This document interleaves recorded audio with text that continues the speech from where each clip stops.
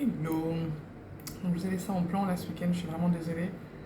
Mais le changement de billet d'avion, ça m'a bien perturbé dans mon programme.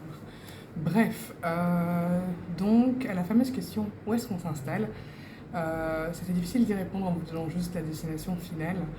Parce qu'en fait, ça a été vraiment un peu les. Comment vais-je dire? Ça a été trois villes différentes pour le même projet en fait. Notre premier coup de cœur en termes de ville, c'était Johannesburg.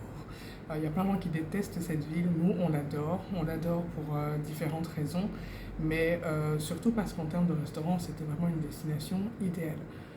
En Afrique du Sud, vous avez tout. Donc c'est-à-dire que vous n'avez pratiquement aucun produit à importer puisque vous pouvez tout trouver sur place.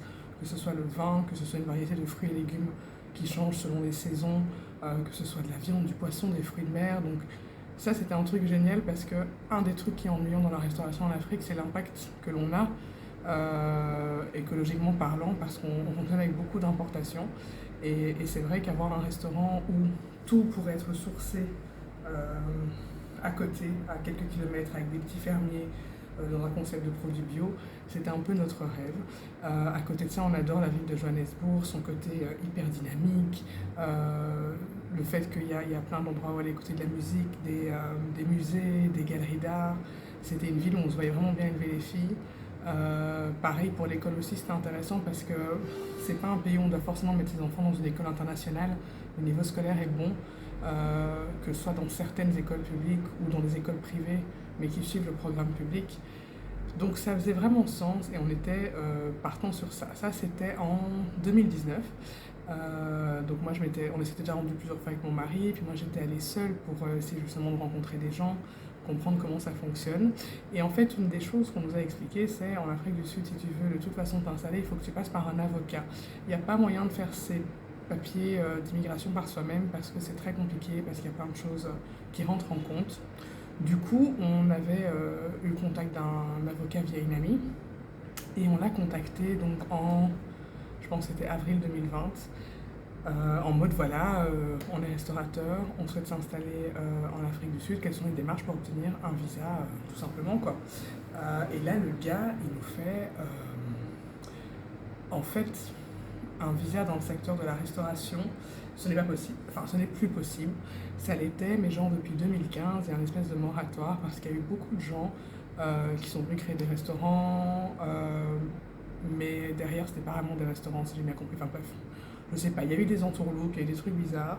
Et là, le gouvernement a décidé qu'en tout cas, les visas concernant les investisseurs dans la restauration, c'était niet.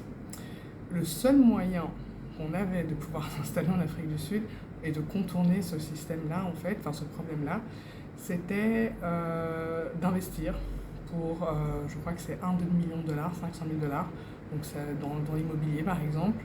Et alors dans ce cas-là, on peut obtenir ce qu'on appelle un visa de résident permanent parce qu'on a investi beaucoup d'argent dans le pays. Et là, une fois qu'on est résident permanent, on peut faire ce qu'on veut, y compris ouvrir un restaurant. Sauf que bon, 500 000 dollars, on ne les avait pas. Et si on les avait, ce serait plutôt pour les investir dans le restaurant et pas dans l'immobilier pour nous. Donc voilà, c'était pas possible, ça ne fonctionnait pas. Je vous avoue que ça a été une grosse déception parce que vraiment, c'est là qu'on se projetait. C'est une ville qu'on adore, ouais, franchement, je me voyais bien là-bas avec les filles. Il y avait pratiquement que des avantages, même si je sais que la vie en Afrique du Sud est compliquée, que les gens qui y vivent expliquent voilà, que c'est pas. Il y a une différence entre y aller en week-end, y passer un mois et y aller pour y vivre. Mais cela dit, voilà, on s'y voyait vraiment bien, donc ça a été un gros coup de se dire que c'était pas possible.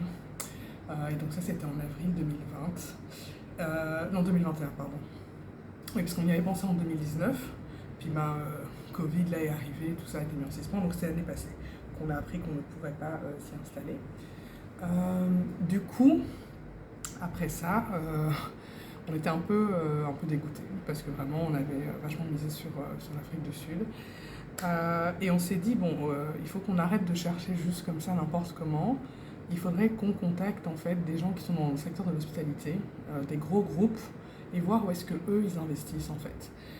Donc quand je parle de gros groupes, je parle de ventures qui sont donc généralement des groupes de financiers qui vont créer des hôtels, des boutiques hôtels ou même des restaurants dans des capitales africaines. Et en fait, vous pensez aller dans des restaurants différents, mais ils appartiennent tous au même groupe. Et et c'est des trucs qui sont... c'est toujours super intéressant de savoir quels sont les ventures qui investissent en Afrique et où est-ce qu'ils investissent. Et via des recherches internet, on est tombé sur un venture qui investissait beaucoup en Afrique de l'Ouest. Et on s'est dit, ok, il faut qu'on leur écrit, il faut qu'on leur parle, il faut qu'on leur parle de notre projet et qu'on voit vers où ils vont nous diriger en fait. Du coup, on y a été au culot, on a trouvé une adresse mail, je pense que c'était l'adresse mail de la CEO sur le site. On a envoyé un mail avec un petit pitch en mode voilà, qui nous sommes, ce qu'on fait, comment ça fonctionne. Et en fait, on veut ouvrir un deuxième restaurant dans une autre capitale africaine, mais on ne sait pas où aller et on aurait besoin en fait de vos conseils. Et Lana nous a répondu super rapidement en mode ouais, enfin, genre, moi j'ai pas le temps de faire ça, mais je vous mets en copie mon collègue Intel et vous pouvez vous programmer une réunion Zoom et discuter de cela avec lui. Donc on a évidemment écrit au gars en mode ah cool, quand est-ce que vous êtes disponible, qu'on fasse une réunion Zoom, on a plein de questions à vous poser. Je pense que lui était un peu dégoûté que sa boss le mette dans la boucle comme ça, mais soit. On a conduit d'un rendez-vous et on s'est fait une réunion Zoom. Donc ce groupe-là, c'est un groupe qui investit beaucoup en Côte d'Ivoire, au Nigeria et au Ghana. Et on lui a dit, tiens, ok, pour les boutiques hôtels et les hôtels, on a bien compris que ce sont ces trois villes, Abidjan, Lagos et Ghana. Pour un restaurant, qu'est-ce que vous conseillerez, etc. Et le mec était en mode, genre, c'est un peu compliqué. Il disait d'un côté, le Ghana, c'est déjà très chouette, et il y a déjà une bonne niche de clients, et puis avec le tourisme américain, c'est très intéressant, très rentable. Mais Abidjan, franchement, c'est un peu le Ghana d'il y a 10 ans, et donc ça veut dire qu'il y a aussi une très grande perspective pour faire quelque chose là-bas à long terme et que ce soit, voilà, quelque chose qui fonctionne bien et qui ne soit pas trop difficile à mettre en place. Bref, il a répondu à nos questions, il était vraiment très sympa. Et du coup, on s'est dit, bah tiens, ok, voyons voir, renseignons-nous sur Abidjan et Accra. Là, j'ai commencé à déranger des gens qui me suivent sur Insta en mode genre t'habites pas à Abidjan toi par hasard, tiens dans le secteur de la restauration tu connais pas des gens, et donc j'ai reçu quelques contacts comme ça et on a pu papoter sur voilà, enfin parler avec en fait, comment vous expliquer, nous on travaille sur base d'un plan financier qu'on avait créé déjà pour Poivre Noir Kigali. Et en fait, le truc, c'est qu'on réutilise ce plan financier pour notre autre projet. Ce plan financier pourrait servir pour n'importe quelle entreprise. Le truc, c'est qu'il se base sur une durée de 5 ans et que ça permet en fait de calculer alors, tous les frais fixes que l'on aura, donc que ce soit la location du bien, les salaires, les taxes, tous les frais qu'on pourrait avoir qui ne sont pas fixes, frais d'avocat, comment vais-je dire, j'ai oublié le terme, moi je ne sais plus parler ni français ni anglais, c'est un vrai problème. Allez, je vais retrouver ce mot. Non, je ne vais pas le retrouver. Bref, dans ce plan financier, on anticipe tout ce qui peut se passer, le nombre de clients qu'on peut avoir, comment est-ce qu'on devrait faire pour progresser, etc. Et quand on calcule tout ça, ça nous permet d'avoir la somme dont on a besoin pour s'installer, donc la demande d'investissement en fait. Combien tu dois investir pour pouvoir mettre en place ce plan financier. Et donc pour faire ça, en fait, ce qu'on fait, c'est qu'on va dans la ville où on veut s'installer et on prend plein d'infos. Donc à Abidjan, j'ai pas été, mais les infos qu'on a trouvées sur internet, ça nous semblait vraiment compliqué et surtout, même les gens avec qui on parlait nous disaient que voilà, c'est un peu toujours les mêmes personnes qui ont des restaurants, enfin voilà, c'était un peu flou. Du coup, je me suis dit, tu sais quoi, en fait, je vais plutôt aller voir Accra pour comparer. Et parce qu'en fait, le côté anglophone nous plaisait à ce moment-là, on s'était dit qu'on resterait bien dans un pays anglophone parce que pour les filles, sur l'école en anglais, ce serait cool. Et parce que c'est une clientèle aussi qui fait partie de la clientèle qu'on a beaucoup à Kigali, elle est quand même très anglo-saxonne. Même quand c'est la diaspora qui a vécu en Angleterre ou au Canada, beaucoup. Donc du coup, on s'était dit, voilà, on resterait bien là, du côté anglophone. Donc je suis partie à Accra, si vous vous rappelez, l'année passée, une semaine. Et le but, pareil, c'était de prendre tout plein d'enseignements, de parler avec des entrepreneurs, des restaurateurs, aller voir tous les restaurants sur place, voir un peu si notre niche pouvait ou pas se faire sur Accra. Personnellement, j'ai adoré Accra, genre vraiment beaucoup, beaucoup, beaucoup. Mais cela dit, c'est une ville qui est extrêmement chère. Et quand je suis rentrée, qu'on avait tous les chiffres ensemble, la demande, le besoin financier, il était vraiment énorme. Genre, tellement énorme que tu te dis, mais comment on va trouver un investisseur qui va mettre autant d'argent, c'est quand même vraiment, vraiment gros. Du coup, on s'est dit, bon, en fait, ça craint, ça ira pas. Et puis, en fait, donc, il faut savoir que nous, ce projet, on l'a depuis 2019, on en parlait avec plein de gens. Et en 2019, il y a plusieurs personnes qui nous avaient dit, mais pourquoi vous ne pensez pas à Kinshasa? Et moi, j'étais en mode, genre, passer de Kigali à Kinshasa, c'est chaud, c'est vraiment deux villes tellement extrêmes que je ne voyais pas être là-bas. C'est toujours ce que je répondais, genre, je ne peux pas passer d'un truc extrêmement organisé à un truc extrêmement désordonné. Euh, mais là, quand on m'expliquait le truc, donc l'année passée, en septembre, quand on est entré à Kigali, de nouveau plein de gens étaient en mode Kinshasa, Kinshasa, vous devriez quand même aller voir Kinshasa, Kinshasa. Les restaurants marchent bien là-bas, les Congolais adorent sortir et manger, vous allez voir, c'est chouette. Et du coup, en fait, on s'est dit, ouais, pourquoi pas, mais très honnêtement, sans grande conviction sur le moment. Mon mari était déjà venu à Kinshasa en 2012, il avait beaucoup aimé. Euh, Moi, je suis venue quand j'étais petite, mais franchement, je ne connais pas Kinshasa. Donc lui, il est revenu en décembre. Et après une semaine, il était vraiment séduit. En fait, il m'a dit, ce qui est très chouette, c'est que c'est clairement, la ville, c'est un gros changement comparé à la ville de Kigali. Mais en termes de restaurants, les gens sortent tout le temps, quoi, du lundi au dimanche. C'est des vrais gourmands, gourmets, ils savent ce qu'ils veulent, et ils savent comment ils le veulent, et du coup, ils sont toujours hyper emballés quand il y a de nouveaux endroits. Et en termes de produits aussi, il y a un choix qui est énorme. Alors de nouveau, là on en revient au problème où ce sont des produits majoritairement importés. Mais il me dit, n'empêche, c'est dingue, on peut absolument cuisiner tout ce qu'on veut. Ce qui est quelque chose qui est plus compliqué à Kigali parce que petit marché, donc notre marché des importations aussi, il est limité.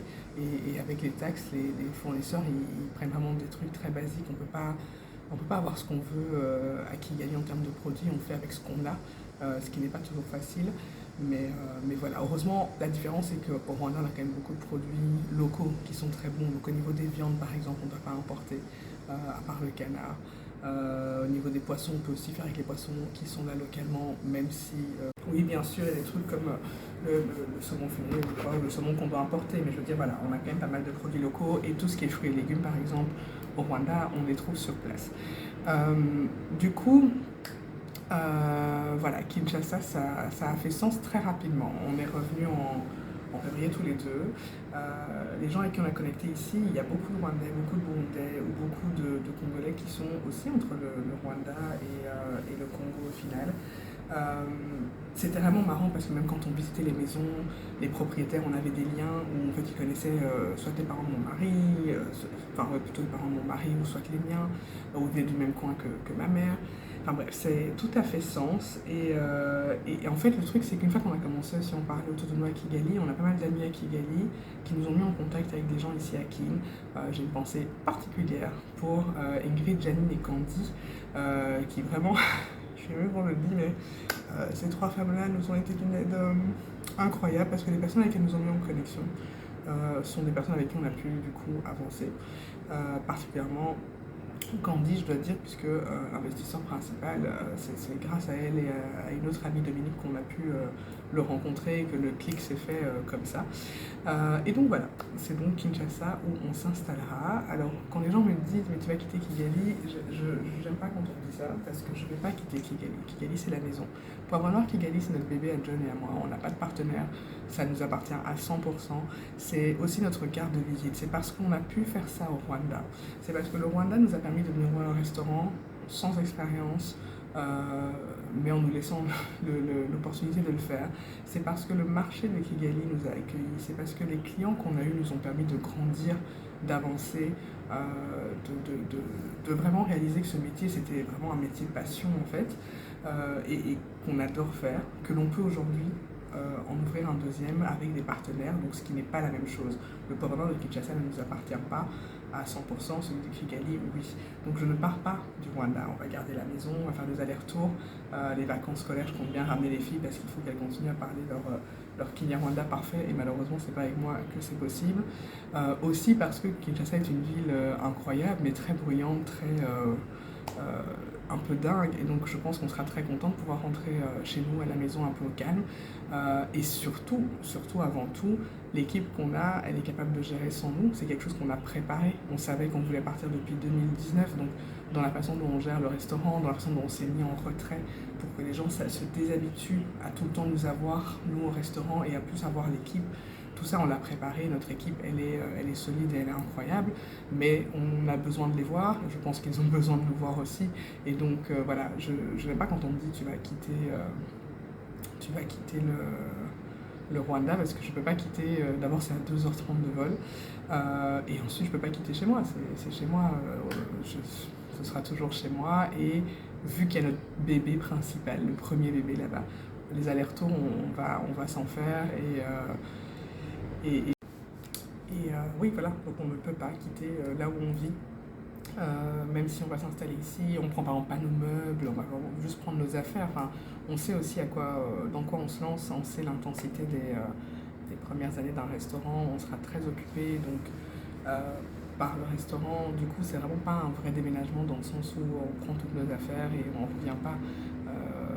Là, dans les prochains mois, c'est d'office une fois par mois, John et moi, à Kigali. Peut-être après ce sera une fois par mois l'un ou l'autre, on verra.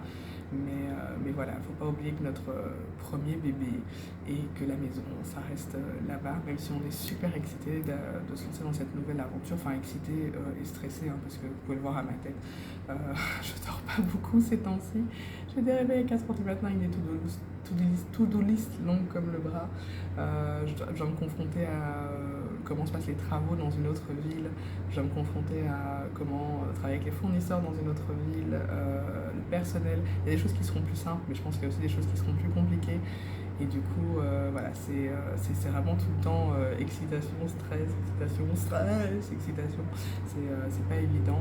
Mais voilà, comme je le disais, cette fois-ci, contrairement à la première fois, on est quand même plus confiant dans notre offre, dans ce qu'on va pouvoir offrir aux clients.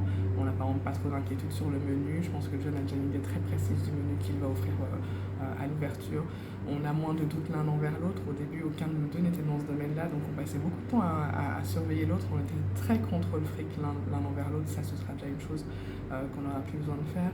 On sait aussi les erreurs qu'on a commises la première fois, et donc on peut s'en préserver. On en commettra forcément d'autres, parce qu'il n'y a pas de recette vraiment magique, mais en attendant, je pense que ce qui est plus stressant, c'est surtout le fait de s'attaquer à un marché plus important, à des gens plus exigeants, voilà, c'est surtout ça, moi, qui m'inquiète. Et puis, contrairement à la première fois, vu que c'est un deuxième bébé, la première fois, quand on a commencé, on a vraiment commencé petit, hein. Ceux qui ont vu le restaurant au tout début, il n'y avait pas de déco, c'était extrêmement basique. On avait fait avec le peu qu'on avait. Là, la différence, c'est comme c'est un deuxième, tu peux pas faire quelque chose qui n'est pas au niveau du premier. Donc, il y a des gens qui connaissent Poivre Noir Kigali, donc on doit avoir quelque chose d'équivalent ici. On peut pas ouvrir avec, comme au début, en chipotant et en disant dans 3 mois on changera les meubles ou quoi. On doit directement investir. Et donc voilà. Ah, et le mot que je cherchais au début, là, quand je vous parlais de ce qu'on met dans le business plan, c'était l'amortissement. Les coûts d'amortissement. C'est revenu, donc il fallait que je le dise, ne vous inquiétez pas. Bref, voilà, j'espère avoir du coup satisfait votre curiosité. Et puis pour ceux qui avaient deviné, bien joué, il y a des gens qui m'ont même tapé les numéros du vol, là j'étais morte de rire. Mais donc ouais, c'est bien qui l'appelle où on s'installe là.